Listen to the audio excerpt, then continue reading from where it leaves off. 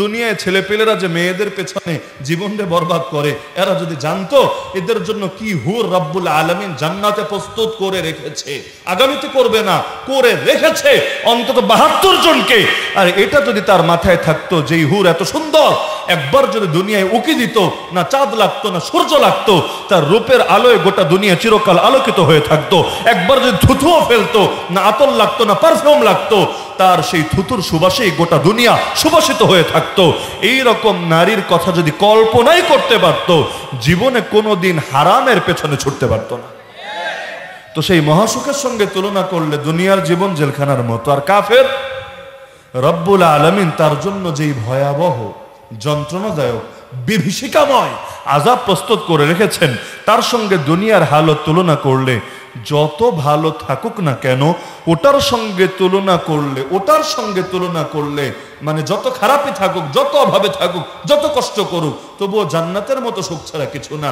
কারণ তার চোখ বন্ধ হতে দেরি এমন মাইর, এমন জুলুম, এমন রিমান্ড, এমন নির্যাতন শুরু হবে, আর ওর গোটা দুনিয়ার সুখ এক মুহূর্তে শেষ হবে। হাদিসে আছে কিয়ামতের দিন রব্বুল আলামিন দুনিয়ার সবচাইতে সুখী মানুষ, সবচাইতে সুখী বুঝেন তো, আমার আপনার মতো না, জীবনে কখনো পেরেশানির মুখ দেখে নাই, এমন লোকটাকে ফেরেশতা দিয়ে কিছু সময়ের জন্য ঘুরিয়ে আনবেন জাহান্নাম থেকে। এরপর কিয়ামতের ময়দানে দাঁড় করিয়ে বলবে, কিরে বান্দা, তুই নাকি দুনিয়ার সবচাইতে বেশি সুখী মানুষ? সে বলবে, আল্লাহ তোমার ইজ্জতের কসম করে বলি, তোমার জাতে পাকের কসম করে বলি, সুখ কি জিনিস তাই তো আমার মনে নাই। রবি তো দোয়া শিখিয়েছেন, রব্বানা আতিনা ফিদ দুনিয়া হাসানা ওয়া ফিল আখিরাতি হাসানা ওয়া কিনা আযাবান নার। হে আমাদের রব, দুনিয়াতেও আমাদেরকে কল্যাণ দেন, আখিরাতেও কল্যাণ দিয়েন, আর আমাদেরকে জাহান্নামের আযাব থেকে আপনি রক্ষা করেন। তো জমিনের মধ্যে ইসলাম এসেছেই শান্তি নিয়ে, শান্তির বার্তা নিয়ে।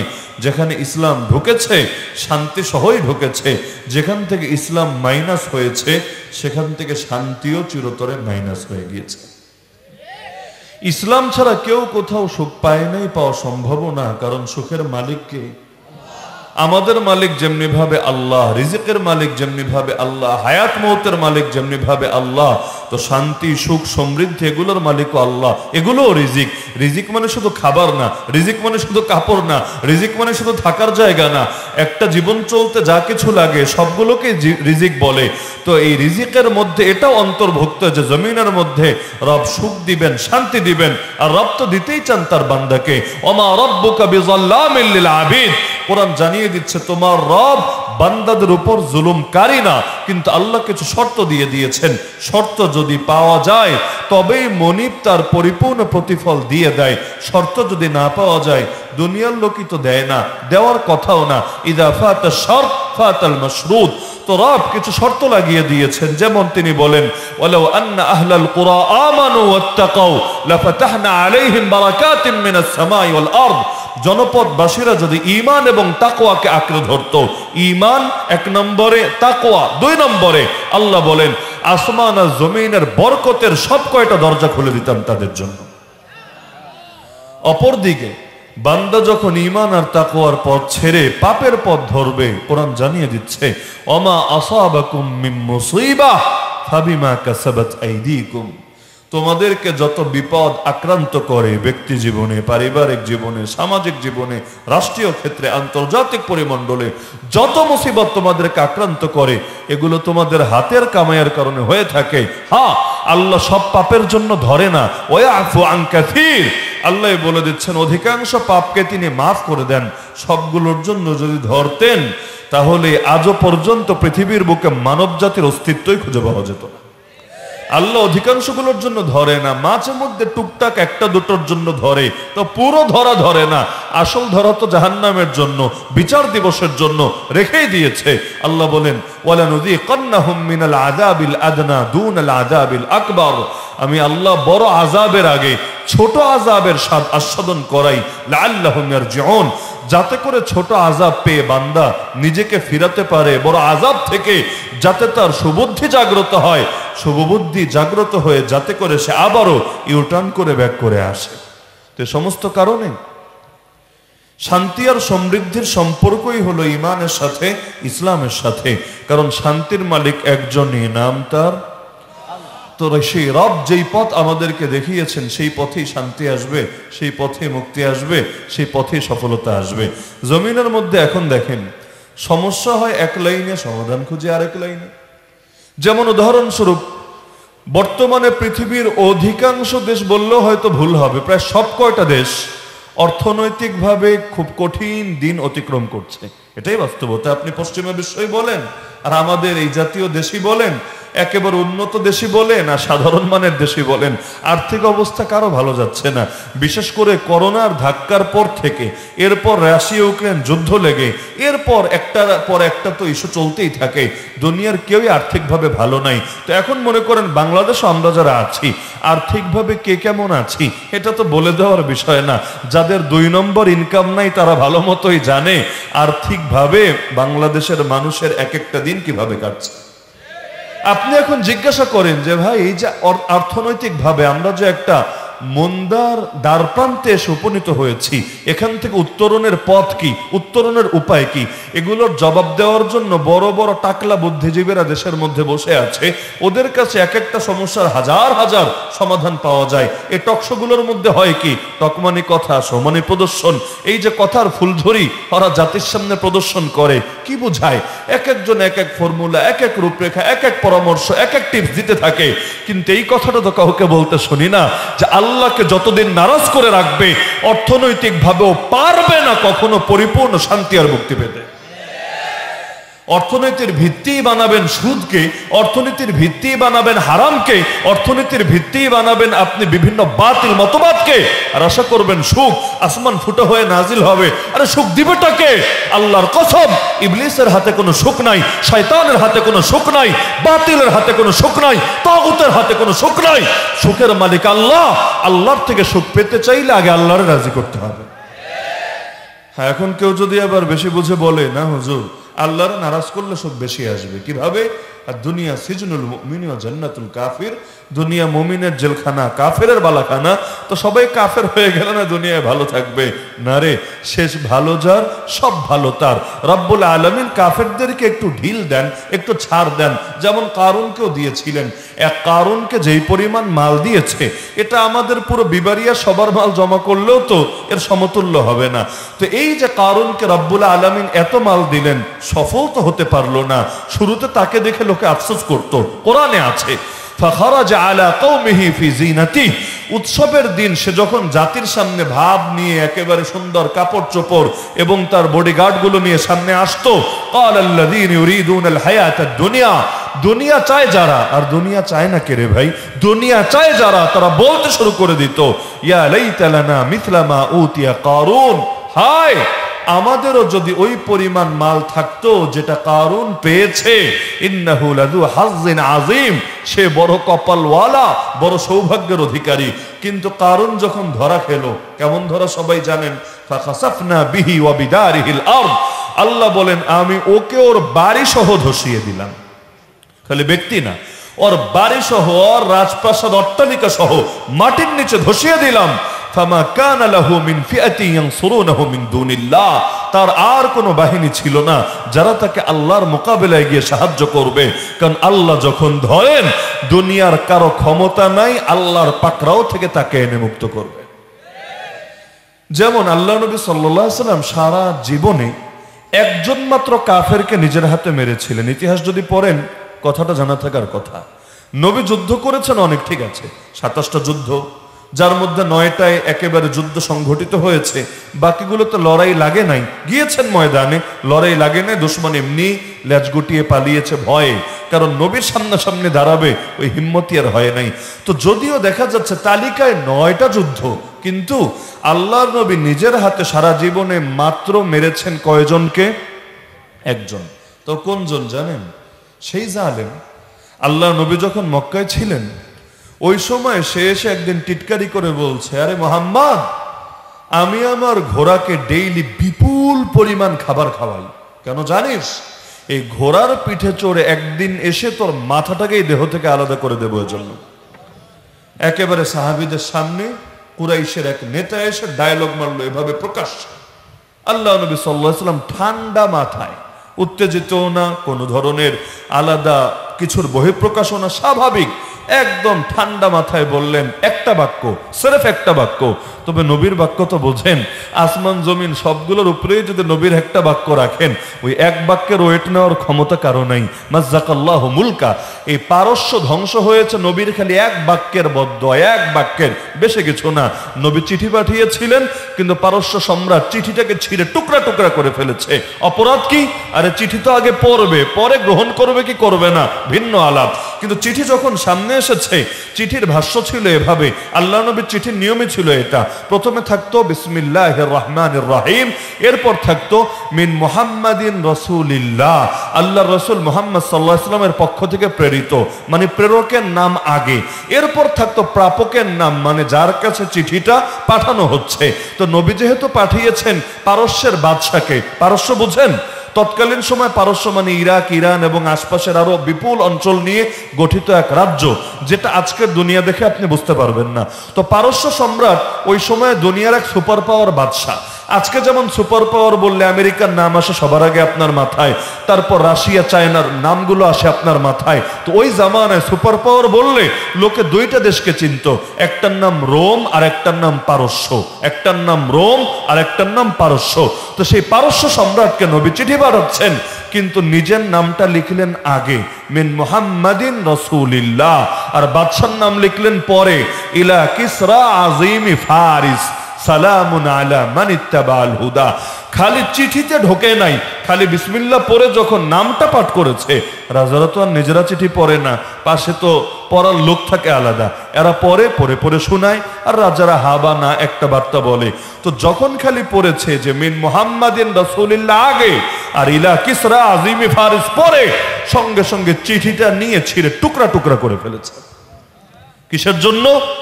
যে আরবের কোথাকার কোন মরুভূমির বেদুইন নিজেকে আমার চাইতে বড় ভেবেছে, যে সে তার নাম লিখেছে আগে, অথচ তারে চেনেটাকে? আরে পাগলে ভেবেছে ও চেনে না, এজন্য মনে হয় কেউ চেনে না। আরে যাকে চেনে আসমান থেকে জমিন থেকে শুরু করে সকলে, আরে যাকে মূল্যায়ন করে রব নিজে, তাকে ওর মতো রাজা বাদশা সম্মান করলেই কি আর না করলেই কি? যারা আল্লাহ সম্মান দেয় তারা গায়রুল্লাহ সম্মান লাগে নাকি? আল্লাহ সম্মানের চাইতে বড় সম্মান হতে পারে নাকি?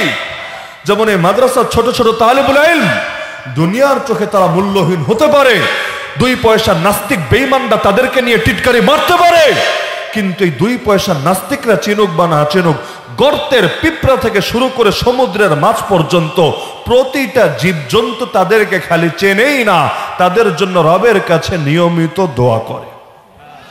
বলবেন কিভাবে জানলেন? বিজ্ঞান পড়ে জেনেছেন? না, ওই বিজ্ঞান পড়ে জানা লাগবে না।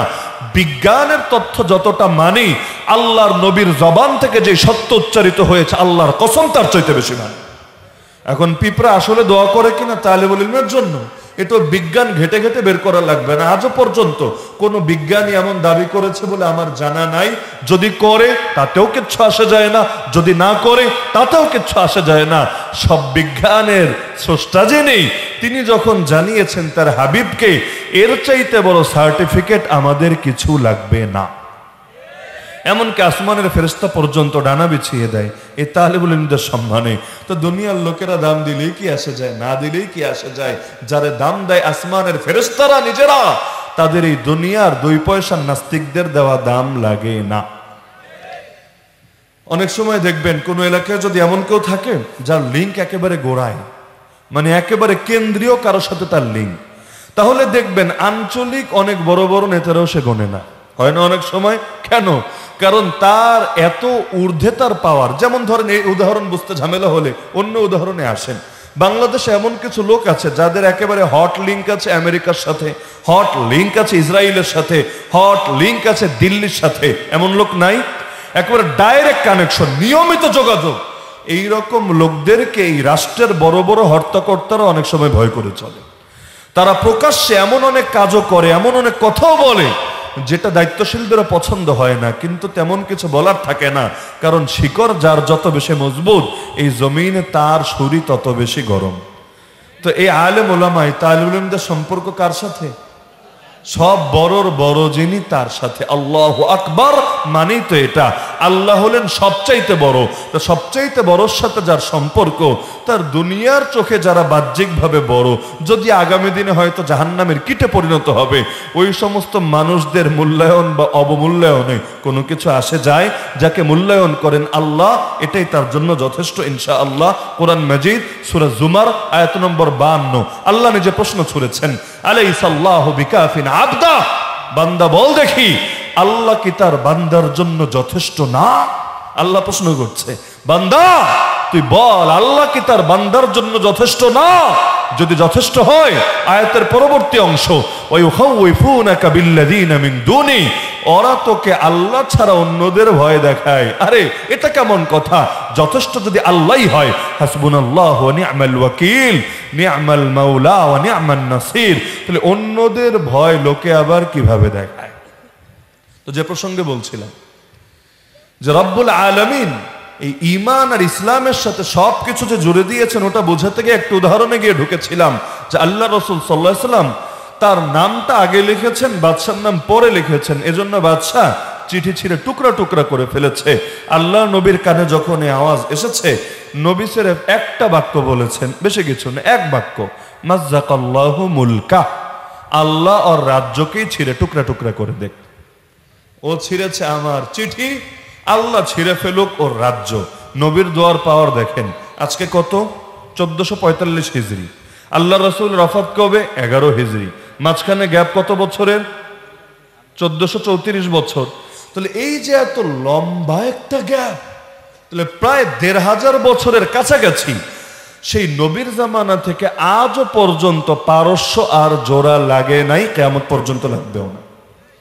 দুনিয়ায় বহু দেশ মিলে আবার আলাদা হয়, আবার জোরে, আবার ভাগ হয়, আবার ঐক্য হয়, আবার অনৈক্য হয়, কিন্তু পারস্য সেই যে ভাঙা ভেঙেছে।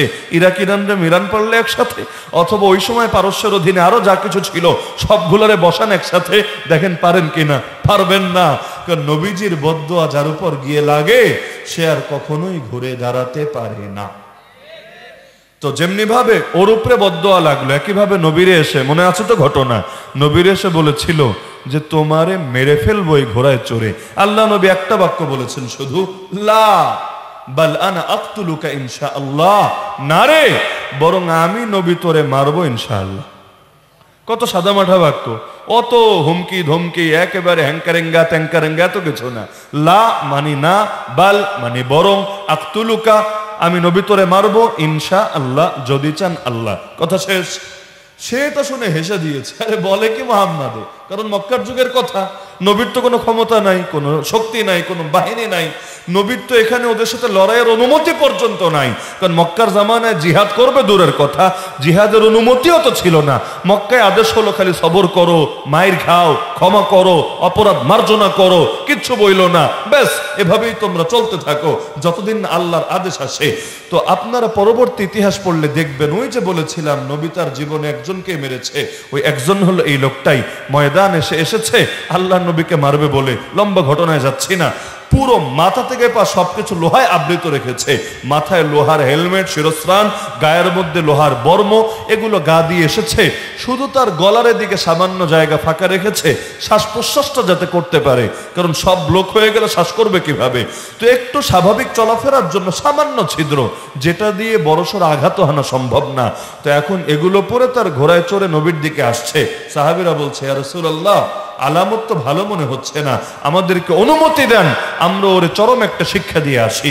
নবী বললেন, তোমরা সরে যাও, কথা তো আমি দিয়েছিলাম, তোমরা ইন্টারফেয়ার করো না, আমার হাতে ছোট সাইজের একটা বর্ষা দাও, তোমরা সরে যাও। সাহাবীরা নবীর হাতে ছোট বর্ষা দিলেন, তারা সরে গেলেন। এখন নবী সব হুজুরের বড় হুজুর, সব পীরের বড় পীর, সব উস্তাদের বড় উস্তাদ, কিন্তু এর মানে এটা না যে তিনি লড়াকু না, তিনি যোদ্ধা না, বরং পৃথিবীর সব যোদ্ধার সেরা যোদ্ধা যিনি, তার নাম মুহাম্মদুর রাসূলুল্লাহ সাল্লাল্লাহু আলাইহি ওয়াসাল্লাম। একদিকে তিনি রহমতের নবী, আনা নবিয়ুর রাহমা, আর একদিকে তিনি বলেন, আনা নবিয়ুস সাইফ, আনা নবিয়ুল মালহামা, আমি তরবারির নবী, আমি যুদ্ধের নবী। তার মানে লড়াইয়ের যোগ্যতা থাকা এটা ভালো, এটা খারাপ না, তবে প্রয়োগ করবে কোথায় এর ভিত্তিতে হুকুম আসবে এটা কি ভালো হলো না খারাপ হলো। যেমন বিবারিয়ার লোকেরা লড়াই করে এটা গোটা দেশ জানে, আপনারা জানেন না মনে হয়? গোটা দেশ জানে, গোটা দেশ জানে। যদিও লড়াই করে অনেকেই, মনে করেন নরসিংদী চরের এলাকায় লড়াই কম হয় না, লড়াই বিবারিয়ার তুলনায় মনে হয় আরো বেশি হয়, যেহেতু আমি সব জায়গায় আমার যাতায়াত আছে।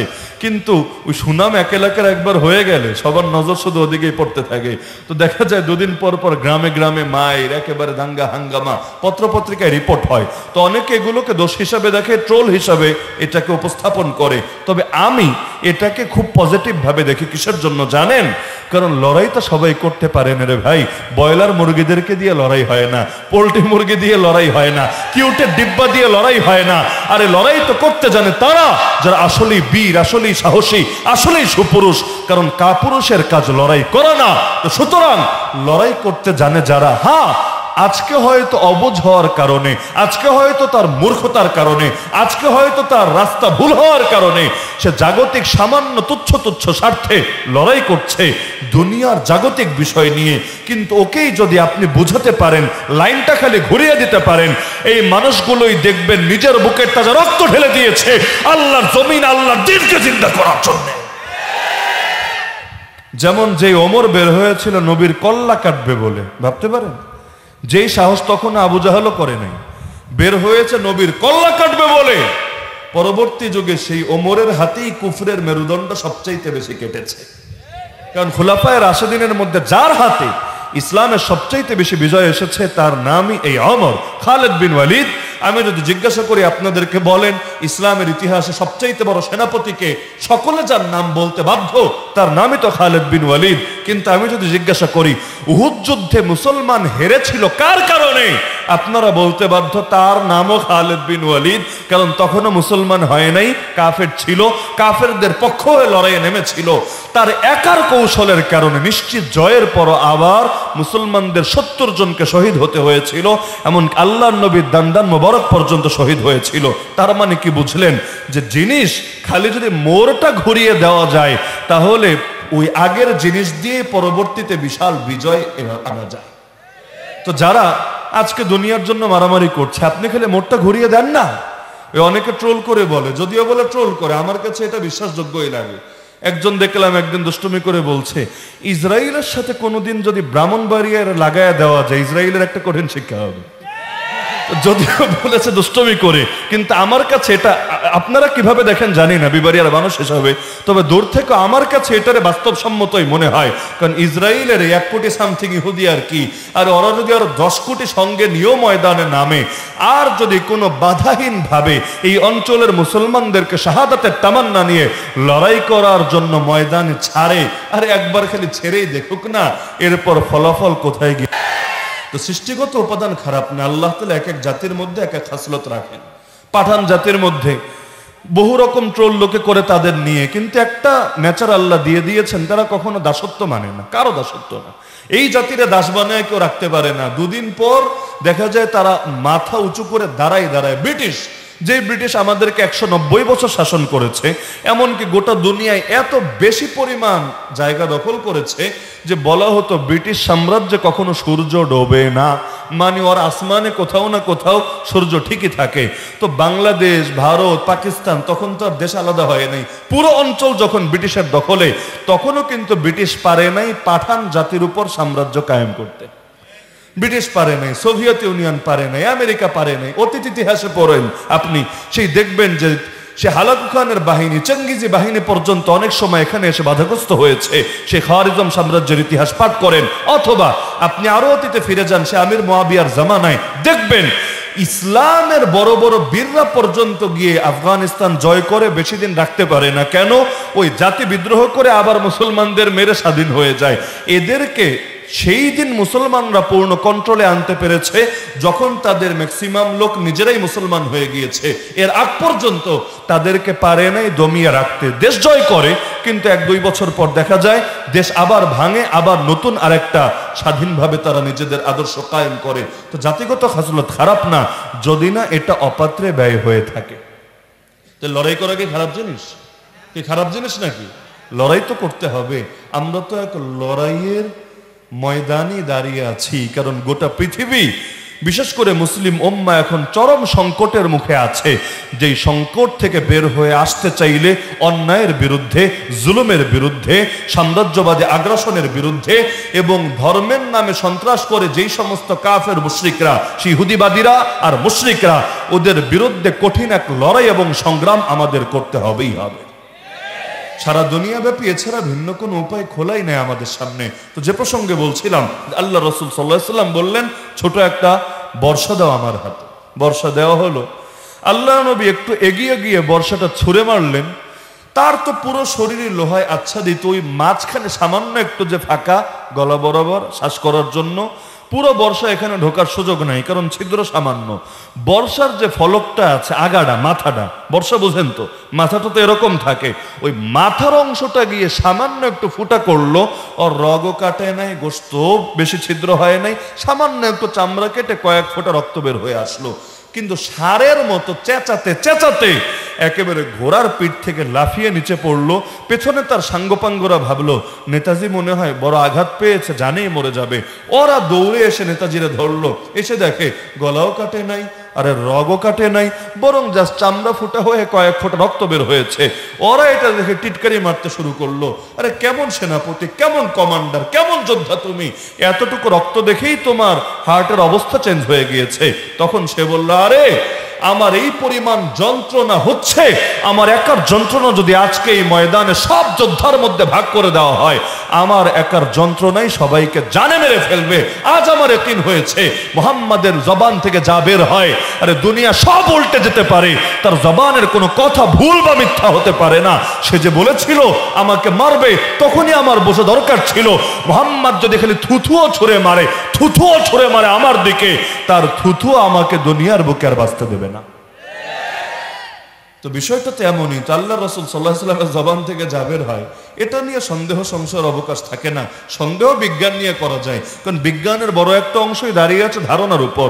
বিজ্ঞান মানেই যে এটা চূড়ান্ত কথা, বিজ্ঞান মানেই যে সুপ্রতিষ্ঠিত সত্য, বিষয়টা এমন না।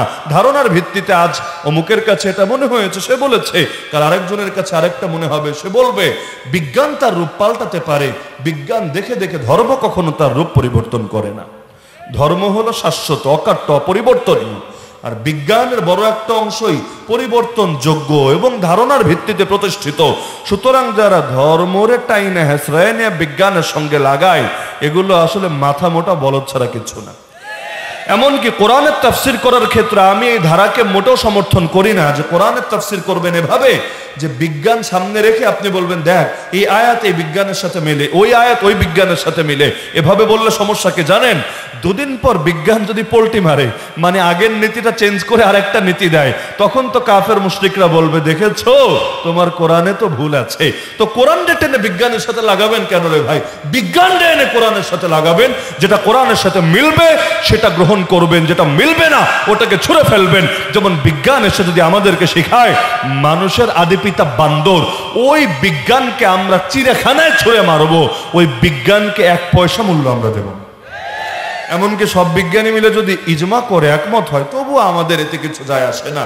বিজ্ঞান এসে যদি এখন সেই বিভিন্ন কুফরি জিনিসের পক্ষে দালালি করে, হারামের পক্ষে দালালি করে, যেমন শরীফ থেকে শরীফা, এই ট্রান্সজেন্ডারিজম, এগুলোর পক্ষে দালালি শুরু করে দেয়, অথবা যুবকরা যে ধরনের আকাম কুকাম করে এগুলোর পক্ষে যদি প্রমোট দেওয়া শুরু করে, তাতে কি ওই বিজ্ঞান আমরা এক পয়সা দামও দেই না। মাঝে মধ্যে আবিষ্কার হয় আর কি, যে এটা করলে শরীরের বেশি ক্ষতি হয় না, এগুলো হুজুররা বলে বা লোকমুখে প্রচলিত, না হলে যুবকরা বিয়ে শাদীর আগে এগুলো মাঝে মধ্যে করলে ক্ষতি টতি হয় না, এরকম কথাও বিজ্ঞানের নামে এক শ্রেণীর মাথা মোটা এই দেশে চালানোর চেষ্টা করে। কিন্তু আমাদের কথা ক্লিয়ার, আল্লাহ এবং তার রাসূল যা হারাম করেছেন তা হারামই।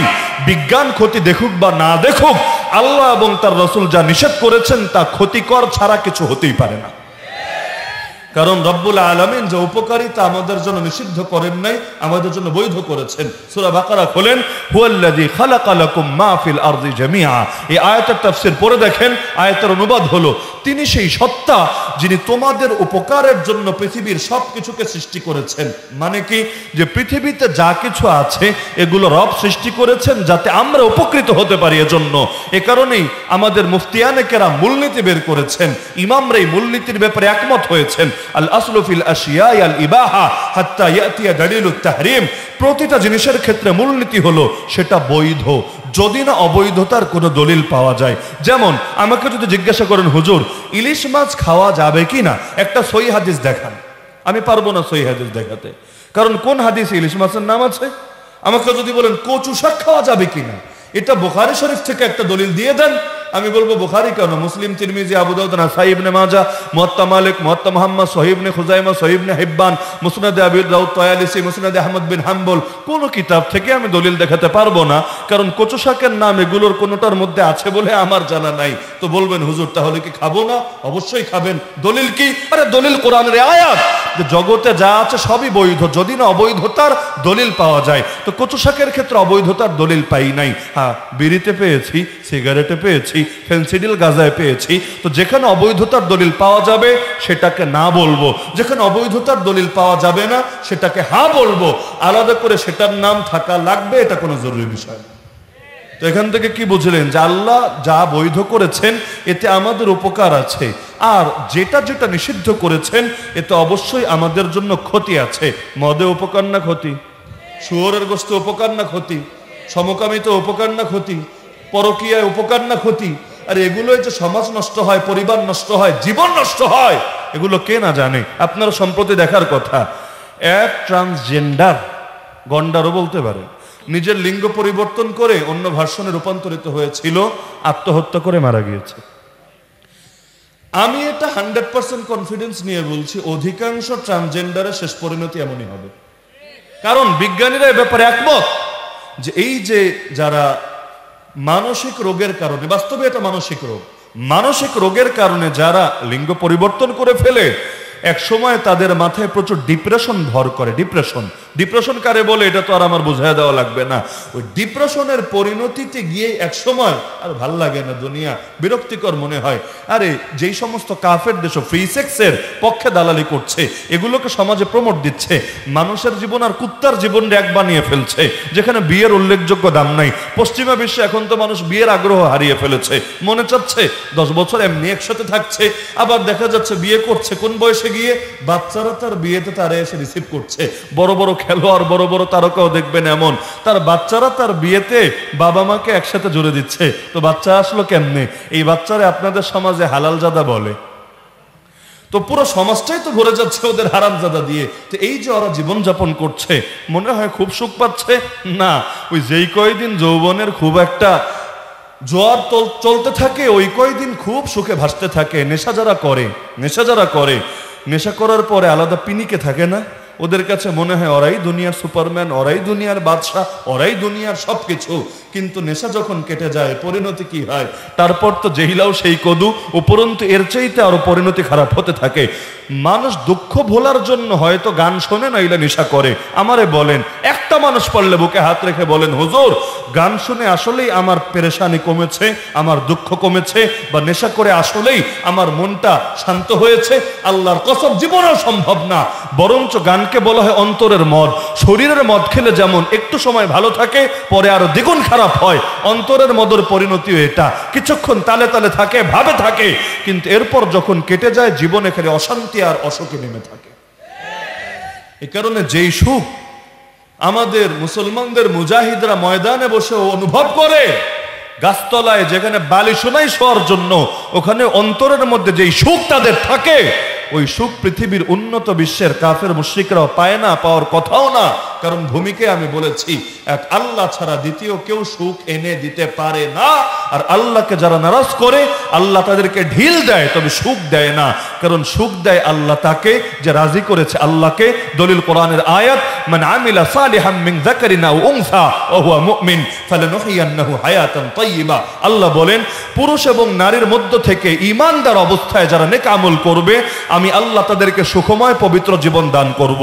তো সুখময় জীবন আল্লাহ কাকে দিবেন? ক্লিয়ার বার্তা, যার ঈমান আছে নেক আমল আছে, ঈমান আছে নেক আমল আছে। কথা উল্টান, ঈমান নাই নেক আমল নাই, আল্লাহ তাকে সুখময় জীবন দেবেন না। আয়াতের বক্তব্য তো এটাই।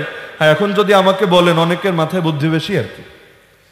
যেমন এক হুজুর গল্প শোনালো যে অমুক একটা গাছ আছে নদীর পাড়ে, যদি এর পাতা পানির মধ্যে পড়ে তাহলে সেটা হয়ে যায় ওই যে মানুষ খায় কি বলে জানি পানিতে, কুমির, বিশাল বড় কুমির।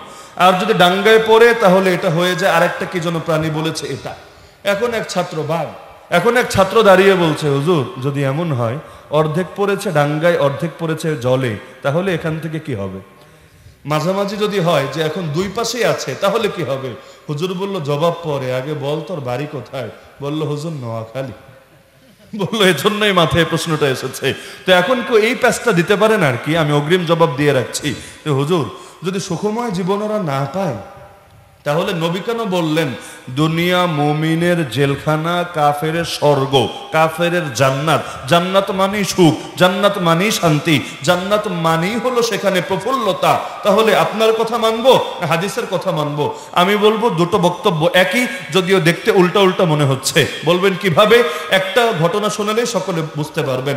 হাফেজ ইবনে হাজার আসকালানী রাহমাতুল্লাহ আলাইহি নাম শুনেছেন?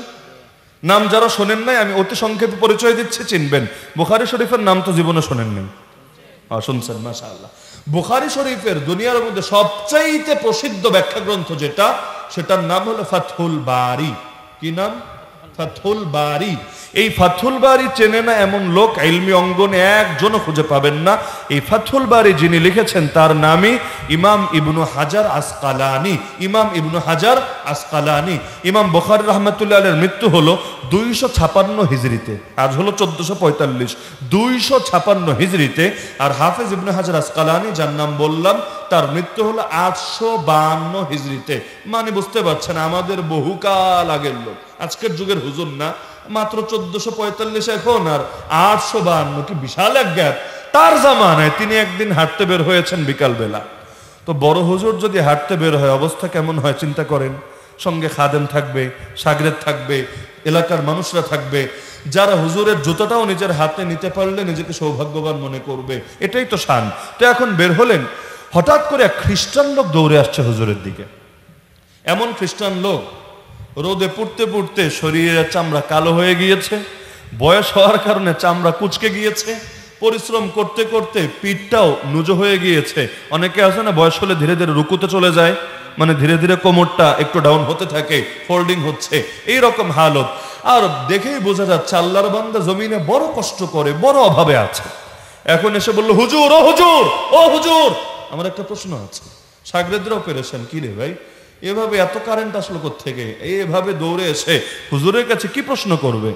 এখন সবাই কান পেতে রেখেছে যে খ্রিস্টান লোকে প্রশ্ন করবে। প্রশ্ন কখনো হয় জানার জন্য, কখনো হয় ফাঁসানোর জন্য। সব প্রশ্ন এক নিয়তে হয় না। অনেক সময় প্রশ্ন হয় জানার জন্য, অনেক সময় প্রশ্ন হয় একটা প্যাচ লাগানোর জন্য। মাহফিলে যারা প্রশ্নোত্তর করে দেখবেন কিছু কিছু এলাকা আছে ওখানে কিছু কমন প্রশ্ন থাকবেই থাকবে। যেমন কিছু এলাকার প্রশ্ন হলো হুজুর নামাজে হাতটা কোথায় বাঁধতে হবে? আমিন আসতে বলতে হবে না জোরে বলে মসজিদ কাঁপাতে হবে? রাফিয়াদাইন কয়বার করতে হবে? কোন কোন এলাকার প্রশ্ন হলো হুজুর নবী নূরের তৈরি না মাটির তৈরি? মিলাদ কিয়ামের হুকুমটা কি? ইত্যাদি ইত্যাদি। এক এক এলাকায় এক এক টাইপের প্রশ্ন চলতেই থাকে। মানে ও যে জানে না বিষয়টা এমন না, প্রশ্নটা ও করেছে জেনে বুঝেই। ইউটিউব শরীফে আর পর্যাপ্ত জ্ঞান হাসিল করে ফেলেছে, ফেসবুক শরীফের মধ্যে পর্যাপ্ত তার বিচরণ আছে। তবু হুজুরও একটু টিপ দিয়া দেখলো হুজুরের মুখ থেকে কোন ভাষাটা বের হয়। আর এলাকাটাও কয়দিন গরম থাকলো, কারণ তার দলটা একটু ভারী হলো, ভিন্ন মতটা আরেকটু চাপে পড়লো। এরকম হয় না মনে হয়? জানেন না মনে হয় আপনারা? হয়। তো এখন সবাই কান পেতেছে দেখে হুজুররা কি বলে। সে সেই প্রশ্নটাই করলো, হুজুর আমি জানি নবীরা কখনো মিথ্যা বলেন না, আমি শুনেছি আপনাদের নবী নাকি বলেছেন দুনিয়া মুমিনের জেলখানা, কাফেরের বালাখানা। হুজুর আমার প্রশ্ন হলো, আপনি আপনাকে দেখেন আর আমাকে দেখেন, আপনি আছেন কোন সুখে আর আমি আছি কোন কষ্টে, এরপরও এই হাদিসটা বাস্তবসম্মত হয় কিভাবে? তা আমি কি হাদিস মানবো না বাস্তবতা মানবো? কারণ শুনেছি নবীরা মিথ্যা বলে না, তো যদি সত্য হয় বাস্তব হবে, কিন্তু আমি তো বাস্তবতায় মিল খুঁজে পাই না। প্রশ্নে লজিক আছে নাকি নাই? অযৌক্তিক প্রশ্ন কিন্তু না, প্রশ্ন অবশ্যই 100% যুক্তি আছে। এবং আমারে আপনারা প্রশ্ন করলে হয়তো মাথায় প্যাচ লেগে যেত, হ্যাঁ রে কথা তো সত্যই। ও তখন আমরা একটা বলতাম আর কি, না আমি হয়তো জানি না, তবে নবী যা বলেছেন অবশ্যই সত্য হবে। হ্যাঁ, ইমানের দিক থেকে কথা ঠিক আছে, কিন্তু কাফেরকে আবেগী কথা, ইমোশনাল কথা দিয়ে তার মানাতে পারবেন না। সে তো লজিক চাইবে, লজিক ছাড়া আপনি ওর ইমানের কথা বলে গ্রহণ করাতে পারবেন না। হাফিজ ইবনে হাজার আসকালানী এক বাক্যে জবাব দিয়ে দিলেন। ওই জবাব শুনলে যেই প্রশ্ন এখন দাঁড়িয়েছে অটোমেটিক জবাব পেয়ে যাবেন। কি জবাব? তিনি বললেন, আরে বান্দা, রব্বুল আলামিন মুমিনদের জন্য জান্নাতে যেই মহা নিয়ামত প্রস্তুত করে রেখেছেন, ওটার সঙ্গে যদি মুমিনের দুনিয়ার অবস্থাকে তুলনা করা হয়, কারণ জান্নাতে নিয়ামত এমন নিয়ামত যা কোনো চোখ দেখেনি, কোনো কান শোনেনি, কোনো অন্তরে কোনোদিন কল্পনাও আসেনি, ওই নিয়ামতের সঙ্গে যদি দুনিয়ার হালতকে তুলনা করা হয়, এতে যত বিলাসিতায় থাকুক, যত পয়সা পাতির মধ্যে থাকুক, যত উন্নত জীবন যাপন করুক, ওই মহাসুখের তুলনায়, মহাশান্তির তুলনায় এটা জেলের মতো কষ্ট ছাড়া কিছু না। অনেক মানুষ আছে 10টা বাড়ি দিলেও তার কিছু হয় না। অনেক মানুষ আছে একটু চোখ গরম করে তাকালেই আর 10 দিন পেটের ভাতই হজম হয় না। অনেক মানুষ আছে রোদের মধ্যে সারাদিন খেতে কাজ করবে, কিচ্ছু হবে না। কি হয় না? হিট স্ট্রোক দূরের কথা, এগুলো তাদেরকে ধরেও না। কারণ গ্রামের মানুষ আবার এই সমস্ত রোগ ব্যাধিরও অনেক সময় পাত্তা দেয় না। সাংবাদিক গিয়ে বলে, কি চাচা মাস্কও পরেন নাই, স্যানিটাইজারও মাখেন না, সামাজিক দূরত্ব রক্ষা করেন না, আপনার করোনা হলে কি হবে? এক বাক্যে জবাব, বাবজান আমাদের করোনা ফরোনা হবে না, এগুলো বড়লোক অসুখ, ওদেরকে ধরবে। বলে বাই চান্স যদি ধরে, আরে বলছি না ধরবে না, আল্লাহ আছে না, তাও যদি ধরে দোকান থেকে না পায় টেনে খেয়ে ফেলবো, সব ছেড়ে যাবে। সাধারণ মানুষের বোঝো তো সাধারণ। তো এখন কিসের হিট স্ট্রোক, এই শব্দই বাঙালি শুনেছে কয়দিন আগে। এই যে প্রচন্ড গরমের মধ্যে কৃষক মনে হয় কাজ করে না ক্ষেতের মধ্যে। আরে এখন তো কাজেরই টাইম, এখন তো কাজেরই টাইম, ফসল কাটছে। কোন কোন এলাকায় দেখেছি রাতে কাটে, কিন্তু বেশিরভাগ জায়গায় তো দিনের মধ্যেই কাজ সারছে। তো এই রিস্ক নিয়েই তারা কাজটা করে। তো এখন দেখা যায় এত গরমে কাজ করে তবুও টিকে আছে, শরীরে ফ্যাট নাই, শরীরও মজবুত। আমাদের শহরের 10 জনে একজনই কাজ করে ফেলতে পারবে, আলহামদুলিল্লাহ এই পরিমাণ ফিটও আছে। অপর দিকে অনেক ব্রয়লার মুরগি এমন আছে, এগুলোর গরমের দিন যদি খালি বিদ্যুৎটা বন্ধ করে এসির বাইরে রাখতে পারেন 10 ঘন্টা, তাহলেই মাথা চক্কর দিয়ে দিয়ে তারা মেডিকেলে নিয়ে ভর্তি করতে হবে। তাহলে অনেক সময় তুলনা হয় আপেক্ষিক। তাহলে দুনিয়ায় মুমিন যত ভালোই থাকুক, জান্নাতের সুখের সঙ্গে এটার কি কোনো তুলনা চলে নাকি? কই জান্নাত কই দুনিয়া। দুনিয়ায় ছেলেপেলেরা যে মেয়েদের পেছনে জীবনটা বরবাদ করে, এরা যদি জানতো এদের জন্য কি হুর রব্বুল আলামিন জান্নাতে প্রস্তুত করে রেখেছে, আগামীতে করবে না, করে রেখেছে অন্তত 72 জনকে। আর এটা যদি তার মাথায় থাকতো যে হুর এত সুন্দর, একবার যদি দুনিয়ায় উকি দিত, না চাঁদ লাগতো না সূর্য লাগতো, তার রূপের আলোয় গোটা দুনিয়া চিরকাল আলোকিত হয়ে থাকতো। একবার যদি থুথুও ফেলতো, না আতর লাগতো না পারফিউম লাগতো, তার সেই থুতুর সুবাসেই গোটা দুনিয়া সুবাসিত হয়ে থাকতো। এই রকম নারীর কথা যদি কল্পনাই করতে পারত, জীবনে কোনোদিন হারামের পেছনে ছুটতে পারত না। তো সেই মহাসুখের সঙ্গে তুলনা করলে দুনিয়ার জীবন জেলখানার মতো। আর কাফের, রব্বুল আলামিন তার জন্য যেই ভয়াবহ, যন্ত্রণাদায়ক, বিভীষিকাময় আযাব প্রস্তুত করে রেখেছেন, তার সঙ্গে দুনিয়ার হালত তুলনা করলে, যত ভালো থাকুক না কেন ওটার সঙ্গে তুলনা করলে মানে যত খারাপই থাকুক, যত অভাবে থাকুক, যত কষ্ট করুক, তবুও জান্নাতের মতো সুখ ছাড়া কিছু না। কারণ তার চোখ বন্ধ হতে দেরি এমন মাইর, এমন জুলুম, এমন রিমান্ড, এমন নির্যাতন শুরু হবে, আর ওর গোটা দুনিয়ার সুখ এক মুহূর্তে শেষ হবে। হাদিসে আছে কিয়ামতের দিন রব্বুল আলামিন দুনিয়ার সবচাইতে সুখী মানুষ, সবচাইতে সুখী বুঝেন তো, আমার আপনার মতো না, জীবনে কখনো পেরেশানির মুখ দেখে নাই, এমন লোকটাকে ফেরেশতা দিয়ে কিছু সময়ের জন্য ঘুরিয়ে আনবেন জাহান্নাম থেকে। এরপর কিয়ামতের ময়দানে দাঁড় করিয়ে বলবে, কিরে বান্দা, তুই নাকি দুনিয়ার সবচাইতে বেশি সুখী মানুষ? সে বলবে, আল্লাহ তোমার ইজ্জতের কসম করে বলি, তোমার জাতে পাকের কসম করে বলি, সুখ কি জিনিস তাই তো আমার মনে নাই। তো তো কোন সেই আযাব যা চিরকালের সুখকে এক মুহূর্তে ভুলিয়ে দেয়। তো সুতরাং হাদিস আপন জায়গায় ঠিক আছে, তবে এটা পরবর্তী পরিণতির বিবেচনায় তো মুমিন দুনিয়া যত সুখে থাকুক আখিরাতের সঙ্গে তুলনা করলে বড় কষ্ট, আর কাফের দুনিয়া যত কষ্টে থাকুক ওর আখিরাতের সঙ্গে তুলনা করলে বড় মজায় আছে, বড় মাস্তিতে আছে। কারণ চোখ যখন বন্ধ হবে এমন আযাব সহ্য হবে যে আযাব যদি একটুও জমিনে পাঠানো হতো, জমিনে আর সবুজ বলতে কিছু থাকতো না, জ্বলে পুড়ে সব ছাই হয়ে যেত। এখন তো দেখেন না, পিচ গলতে শুরু করেছে অনেক এলাকায়, পা রাখলে জুতার সোল পর্যন্ত আটকে যাচ্ছে। দুনিয়ার এতটুকুতেই পরিস্থিতি, তাও কি হয়েছে? কয়টা জিনিসে আর কতটুকু ক্ষতি হয়েছে? দেশে গাছের পরিমাণ কমেছে, হ্যাঁ অবশ্যই কমেছে। প্রচুর পরিমাণ গাছ লাগানো উচিত, কথা সত্যই বটে। গাছ লাগানো কিন্তু একটা ইবাদত, যদি নেক নিয়তের সাথে করেন। এই বার্তাটা আমি দিয়ে যাচ্ছি, গাছ লাগানো একটা ইবাদত, এবং এই লাইনে সবার এগিয়ে আসা দরকার। আমাদের শেখ আহমদুল্লাহ সাহেব উদ্যোগ নিয়েছেন 3 লাখ গাছ তিনি লাগাবেন তার ফাউন্ডেশনের পক্ষ থেকে। আমার ভালো লেগেছে যে আলেম ওলামা যারা হবে তারা শুধু ইলমে খেদমতি আঞ্জাম দেবে না, বরং জাতির সকল ক্রাইসিসে জাতীয়ভাবেও তারা খেদমত আঞ্জাম দেবে। কারণ জাতীয় কাজ যদি না করে জাতি তাদের নেতৃত্ব মেনে নেবে কোন যুক্তিতে? তা আলেমরা তো হার লাইনে নেতা হবে, হার লাইনে নেতা। আগের যুগ দেখতেন না, রাজা বাদশারাও পীরের কাছ থেকে গিয়ে দোয়া আনতো, আলেমের সাথে পরামর্শ করত, তাদের পরামর্শ ছাড়া যুদ্ধে পর্যন্ত যেত না। তো আলেম ওলামা তো তারা সব ক্ষেত্রে নেতারও নেতা হবে।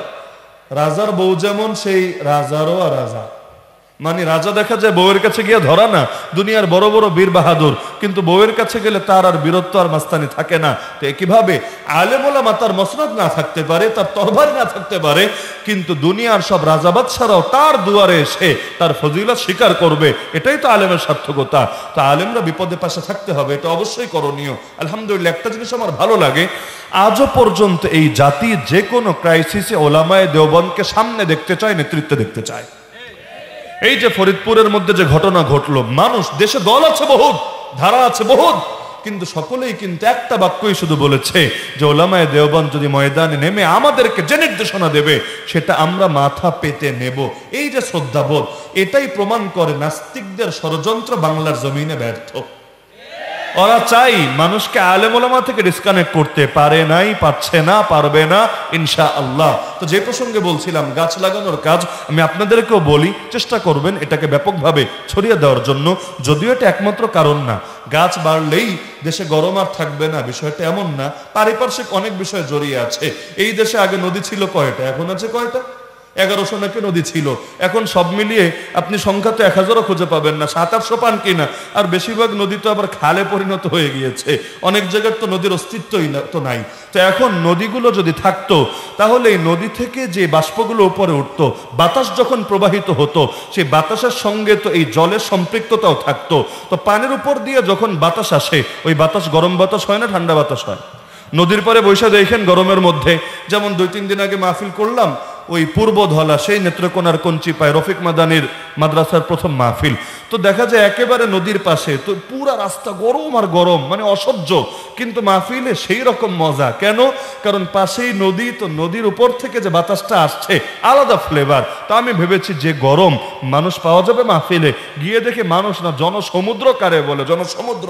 আর বিশেষ করে যখন এই হাওয়া গায়ে লাগছে, রাত 1টা কি আর 2টা কি, মজা আর মজা, এখানেই পড়ে থাকতে মন চাচ্ছে।